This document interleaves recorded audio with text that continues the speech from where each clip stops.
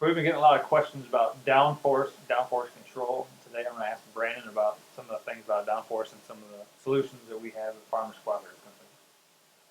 Brandon, I have a John Deere planter that has airbags on it. Why do I need downforce? I mean, I already have downforce. What's what's the big rush? Well, what you're hearing about this big downforce craze is we're starting to figure out that to get that consistent seeding depth, we have to do some more management practices. Now, you referenced the John Deere planter with airbags. With the airbags, what it allows you to do, put some air in your airbags, and it maintains a constant pressure on your row units. But what we're doing, finding out now, is when you go across that field, your soil types vary, your field conditions vary, pass by pass, even row by row. And what we want to do is manage that so each row has the right amount of weight on the row unit. Gotcha. But when I went out and planted last year, every day wasn't the same. Exactly. And your So, pass to pass probably wasn't the same either. no. Gotcha. So Because, consistently, what I have right now is that I have downforce the same, unless I change it. Every field's the same all year. yes, Right. you probably start your tractor up in the morning, fill your airbags up, and you probably don't even think about changing it later. The thing with that is we get into spots that have too much downforce.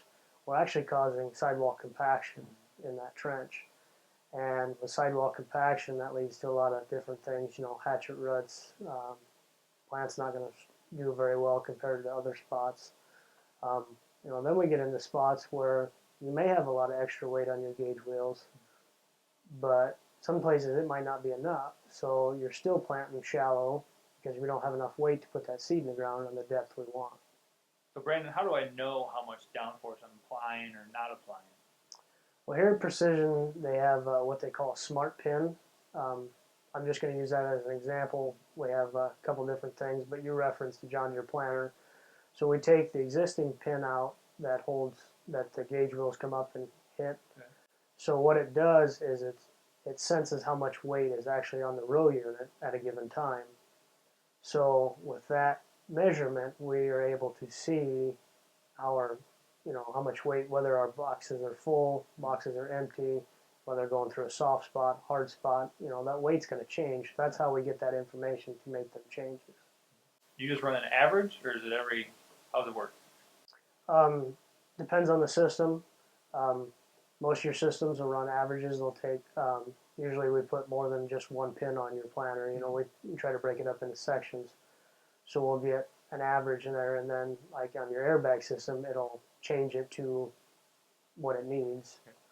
Now you get into your more high profile systems like your Delta Force, we have a pin on each row. That way we know what each row is doing.